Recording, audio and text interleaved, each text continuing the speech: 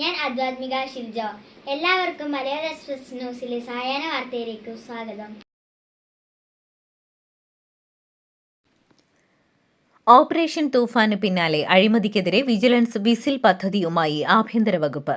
അഴിമതി കണ്ടാൽ ആർക്കും 1064 എന്ന ടോൾ ഫ്രീ നമ്പറിലേക്ക് വിളിച്ചറിയിക്കാം. ആദ്യ വിസിൽ കമാൻഡോയായി ചലച്ചിത്ര താരം നിവിൻ പോളി അണിചേരും. സംസ്ഥാനത്ത് ഇന്നും ശക്തമായ മഴയ്ക്ക് സാധ്യത. ഇന്ന് 3 ജില്ലകളിൽ ഓറഞ്ച് അലർട്ട് പ്രഖ്യാപിച്ചു. കണ്ണൂർ, വയനാട്, ഇടുക്കി എന്നീ ജില്ലകളിലാണ് ഓറഞ്ച് അലർട്ട്. പത്തനംതിട്ട, കോട്ടയം, എറണാകുളം, തൃശൂർ, പാലക്കാട്, മലപ്പുറം, കോഴിക്കോട്, കാസർഗോഡ് എന്നീ ജില്ലകളിൽ യെല്ലോ അലർട്ടും പ്രഖ്യാപിച്ചിട്ടുണ്ട്. ശക്തമായ മഴ തുടരുന്ന സാഹചര്യത്തിൽ വയനാട്ടിൽ വിനോദസഞ്ചാര കേന്ദ്രങ്ങൾക്ക് നിയന്ത്രണം ഏർപ്പെടുത്തി. വിനോദസഞ്ചാര കേന്ദ്രങ്ങൾ, ട്രക്കിംഗ്, സാഹസിക വിനോദസഞ്ചാര കേന്ദ്രങ്ങൾ എന്നിവയ്ക്കാണ് നിയന്ത്രണം ഏർപ്പെടുത്തിയിരിക്കുന്നത്.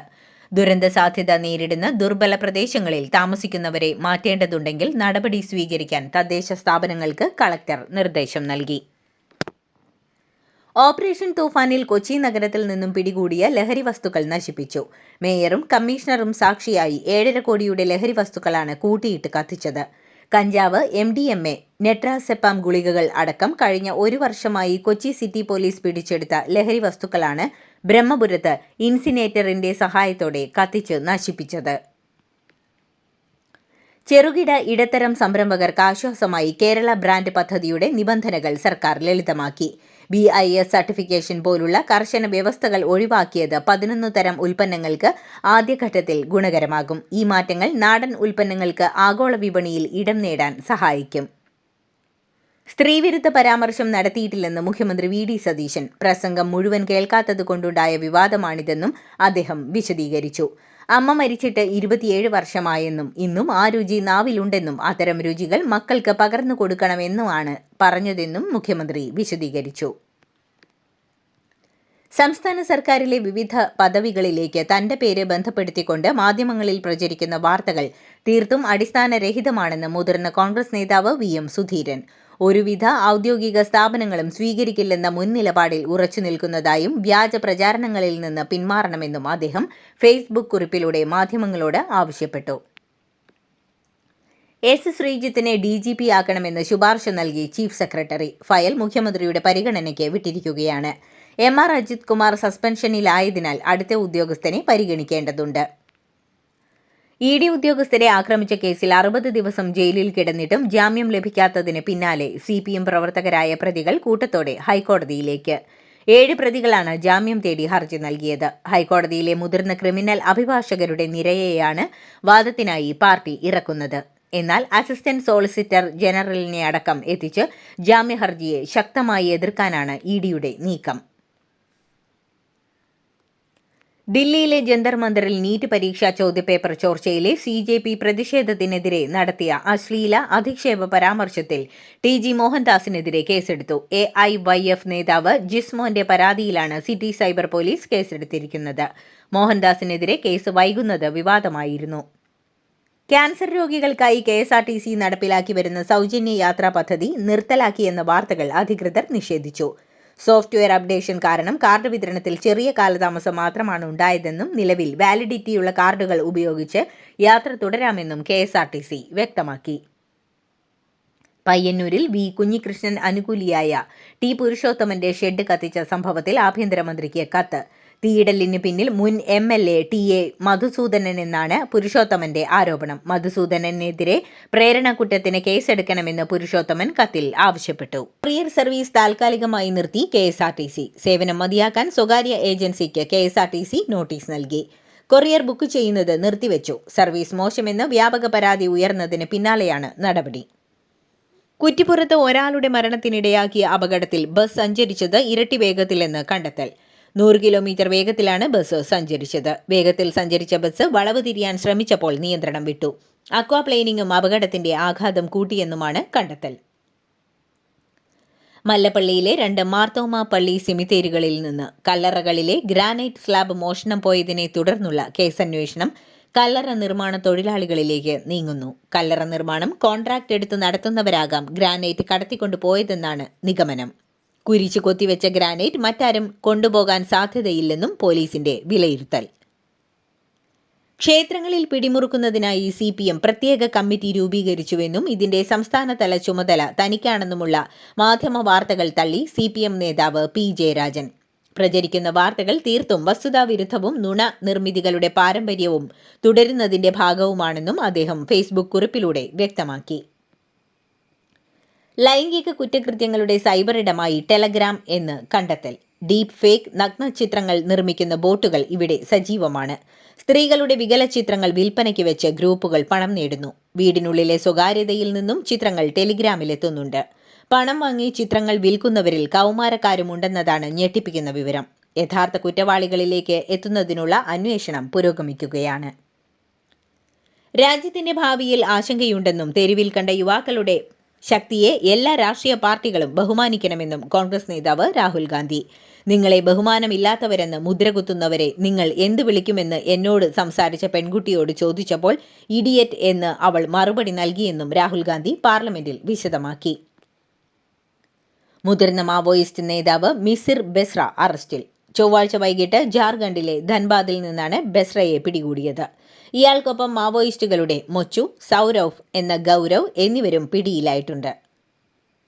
ദില്ലിയിൽ ലോക്സഭയിലും രാജ്യസഭയിലും പ്രതിപക്ഷ ബഹളം തുടരുന്നു. CPM ഓഫീസിലെ പോലീസ് നടപടിയും ഐഷി ഘോഷിനെതിരായ നീക്കവും ജോൺ ബ്രിട്ടാസ് രാജ്യസഭയിൽ ഉന്നയിച്ചതോടെ ഭരണ പ്രതിപക്ഷ അംഗങ്ങൾ തമ്മിൽ രൂക്ഷമായ വാക്പോരുണ്ടായി. ഇതേ തുടർന്ന് ഇരുസഭകളും നിർത്തിവച്ചു. സർക്കാർ ബസ്സുകളിൽ പെരുമാറ്റച്ചട്ടവുമായി തമിഴ്നാട്. യാത്ര കൂടുതൽ സുഖകരവും സമാധാനപരവുമാക്കുന്നതിനായാണ് നീക്കം. യാത്രക്കാർ ഫോണുകൾ സ്പീക്കർ മോഡിൽ ഉപയോഗിക്കുന്നതും ഉച്ചത്തിൽ പാട്ടോ വീഡിയോയോ പ്ലേ ചെയ്യുന്നതും ഒഴിവാക്കണമെന്ന് തമിഴ്നാട് ഗതാഗത വകുപ്പ് നൽകിയിരിക്കുന്ന നിർദ്ദേശങ്ങളിലൊന്നാണ്. DRDOയിൽ നിന്ന് ഡേറ്റ ചോർച്ചയുണ്ടായെന്ന റിപ്പോർട്ടുകൾ നിഷേധിച്ച് കേന്ദ്ര പ്രതിരോധ മന്ത്രാലയം. പുറത്തുവന്നത് തെളിവിന്റെ പിൻബലമില്ലാത്ത റിപ്പോർട്ടുകളാണെന്നും ഇപ്പോൾ സൈബർ ആക്രമണം നടന്നിട്ടില്ലെന്നും കേന്ദ്രം വ്യക്തമാക്കി. ജൻസിക്ക് പിന്നാലെ ജെൻ ആൽഫയുടെ സമരവിജയം. ഉത്തർപ്രദേശിലെ ഫത്തേപൂരിലാണ് സ്കൂളിലെ അടിസ്ഥാന സൗകര്യങ്ങൾക്കായി വിദ്യാർത്ഥികൾ പ്രതിഷേധിച്ചത്. സ്കൂൾ വളപ്പിൽ 5 മണിക്കൂർ നീണ്ട സമാധാനപരമായ പ്രതിഷേധം സംഘടിപ്പിച്ചു. സമരദൃശ്യങ്ങൾ വൈറലായതോടെ ജില്ലാ വിദ്യാഭ്യാസ ഇൻസ്പെക്ടർ നേരിട്ടെത്തി വിദ്യാർത്ഥികളുടെ ആവശ്യങ്ങൾ പരിഗണിക്കാമെന്ന് രേഖാമൂലം അറിയിച്ചു. SFI നേതാവ് ഐഷി ഘോഷിന് എതിരായ ദില്ലി പോലീസ് നടപടി വീണ്ടും. ഇന്നലെ രാത്രി വൈകിയും മഫ്തിയിൽ പോലീസ് ഉദ്യോഗസ്ഥർ AKG ഭവന് സമീപം ഐഷിയെ തിരഞ്ഞെത്തി. നടപടിയിൽ പ്രതിഷേധം ശക്തമാക്കാനുള്ള നീക്കത്തിലാണ് CPM. പാർട്ടി ആസ്ഥാനത്ത് കയറിയുള്ള നടപടി ഇടത് നേതാക്കൾ ഒറ്റക്കെട്ടായി ചെറുക്കുമെന്നും MP മാർ വ്യക്തമാക്കി. അമേരിക്കൻ പ്രഥമ വനിത മെലാനിയ ട്രംപിനെ കൊലപ്പെടുത്താൻ ആഹ്വാനം ചെയ്യുന്ന വീഡിയോ പുറത്തുവിട്ട് ഇസ്ലാമിക് റവല്യൂഷണറി ഗാർഡ് കോർപ്പുമായി ബന്ധമുള്ള ഇറാനിലെ തസ്നീം ന്യൂസ് ഏജൻസി. മെലാനിയയുടെ ഫാഷൻ ഭ്രമം മുതലെടുത്ത് ആക്രമണം നടത്താമെന്നും വിഷവാതകം കലർത്തണമെന്നും വീഡിയോയിൽ പറയുന്നു. മകൻ ബാരൻ ട്രംപിനും മുന്നറിയിപ്പ് നൽകുന്നുണ്ട്. അമേരിക്കയും സൗദി അറേബ്യയും സംയുക്തമായി ഇറാഖിലെ ഇറാൻ അനുകൂല ഗ്രൂപ്പുകൾക്കെതിരെ ശക്തമായ വ്യോമാക്രമണം നടത്തി. ഇറാൻ പിന്തുണയുള്ള സായുധ സഖ്യമായ പോപ്പുലർ മൊബിലൈസേഷൻ ഫോഴ്സിലെ 10 അംഗങ്ങൾ ഈ ആക്രമണത്തിൽ കൊല്ലപ്പെട്ടതായാണ് റിപ്പോർട്ടുകൾ. ജപ്പാനിൽ ഭൂചലനത്തിൽ 13 പേർ മരിച്ചതായി സ്ഥിരീകരണം. കുമാമോട്ടോ നഗരത്തിലെ ഷോപ്പിംഗ് സെന്റർ തകർന്ന് നിരവധി പേർ കുടുങ്ങി. 50-ലധികം പേരെ കാണാനില്ലെന്ന് റിപ്പോർട്ട്. നിരവധി വീടുകളും പാലങ്ങളും തകർന്നു. മേഖലയിൽ രക്ഷാപ്രവർത്തനം തുടരുകയാണ്. കൊടും ചൂട് രക്ഷാപ്രവർത്തനത്തിന് കടുത്ത വെല്ലുവിളിയാണ് സൃഷ്ടിക്കുന്നത്. റഷ്യൻ എണ്ണ വാങ്ങുന്നതിന്റെ പേരിൽ ഇന്ത്യ അടക്കമുള്ള രാജ്യങ്ങൾക്ക് 100% താരിഫ് ഭീഷണി ഉയർത്തുന്ന ബില്ലിൽ വോട്ട് ചെയ്ത US സെനറ്റർമാർക്ക് നന്ദി അറിയിച്ച് യുക്രൈൻ പ്രസിഡന്റ് വ്ളാഡിമിർ സെലൻസ്കി. US-ൽ സന്ദർശനം നടത്തുന്ന സെലൻസ്കി US ക്യാപിറ്റോളിലെത്തി സെനറ്റ് ഗാലറിയിലിരുന്ന് ബില്ലിന്മേലുള്ള വോട്ടെടുപ്പ് നേരിട്ട് വീക്ഷിക്കുകയും ചെയ്തു. വൈറ്റ് ഹൌസിൽ അമേരിക്കൻ പ്രസിഡന്റ് ഡൊണാൾഡ് ട്രംപുമായി നിർണായക കൂടിക്കാഴ്ചകൾ നടത്തി ഇസ്രായേൽ പ്രധാനമന്ത്രി ബെഞ്ചമിൻ നെതന്യാഹുവും യുക്രൈൻ പ്രസിഡന്റ് വ്ളാഡിമിർ സെലൻസ്കിയും. അന്തരിച്ച US സെനറ്റർ ലിൻസി ഗ്രഹാമിന്റെ സംസ്കാര ചടങ്ങിൽ പങ്കെടുക്കാനായി വാഷിംഗ്ടണിലെത്തിയ ഇരു നേതാക്കളും വെവ്വേറെയാണ് വൈറ്റ് ഹൌസിലെത്തി ട്രംപുമായി ചർച്ചകൾ നടത്തിയത്. ഈ കൂടിക്കാഴ്ചകൾ വളരെ പോസിറ്റീവും ഫലപ്രദവുമായിരുന്നുവെന്ന് വൈറ്റ് ഹൌസ് വക്താവ് കാരോലിൻ ലിവിറ്റ് അറിയിച്ചു. പാക് അധീന കാശ്മീരിലെ നരനായാട്ടിനെ ന്യായീകരിച്ച് പാകിസ്ഥാൻ പ്രതിരോധ മന്ത്രി ഖ്വാജ ആസിഫ്. പാക് അധീന കാശ്മീരിലെ പ്രതിഷേധക്കാർ ഇന്ത്യയെപ്പോലെ തന്നെ ശത്രുക്കളാണെന്നായിരുന്നു ഖ്വാജ ആസിഫിന്റെ ന്യായീകരണം. പ്രതിഷേധക്കാരുമായി ഇനിയൊരു ചർച്ചയില്ലെന്നും ഒരു പ്രാദേശിക ടെലിവിഷൻ ചാനലിന് നൽകിയ അഭിമുഖത്തിൽ പാക് പ്രതിരോധ മന്ത്രി പറഞ്ഞു. ജോർദാനിലെ US സൈനിക താവളത്തിന് നേരെ ഇറാന്റെ ആക്രമണമെന്ന് റിപ്പോർട്ട്. ജോർദാനിലെ US സൈനിക താവളത്തിന് നേരെ ചൊവ്വാഴ്ചയാണ് ഇറാൻ ബാലിസ്റ്റിക് മിസൈലുകൾ ഉപയോഗിച്ച് ആക്രമണം നടത്തിയതെന്ന് US സെൻട്രൽ കമാൻഡ് ആരോപിച്ചു.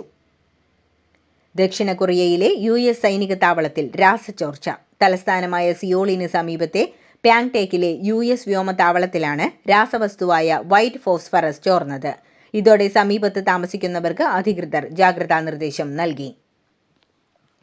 ചരിത്രത്തിലെ ഏറ്റവും ദൈർഘ്യമേറിയ വിമാനയാത്ര നടത്തി ഓസ്ട്രേലിയയിലെ ക്വാണ്ടാസ് കമ്പനിയുടെ വിമാനം. പ്രത്യേകമായി മാറ്റങ്ങൾ വരുത്തിയ എയർബസ് A350 ആണ് 24 മണിക്കൂർ തുടർച്ചയായി പറന്ന് ചരിത്രം കുറിച്ചത്. ഓസ്ട്രേലിയയിലെ മെൽബണിൽ നിന്ന് ഫ്രാൻസിലെ ടുളൂസിലേക്കായിരുന്നു യാത്ര. ഫിഫ ഫോർവേഡ് എന്റർപ്രൈസസ് എന്ന പേരിൽ പുതിയ ഉപകമ്പനി രൂപീകരിക്കാൻ ഫിഫയുടെ നീക്കം. ലോകകപ്പിന്റെ പ്രക്ഷേപണ അവകാശം, സ്പോൺസർഷിപ്പ്, ടിക്കറ്റിംഗ്, ലൈസൻസിംഗ് തുടങ്ങിയ എല്ലാ വാണിജ്യ കാര്യങ്ങളും ഈ കമ്പനിയാകും നിയന്ത്രിക്കുക.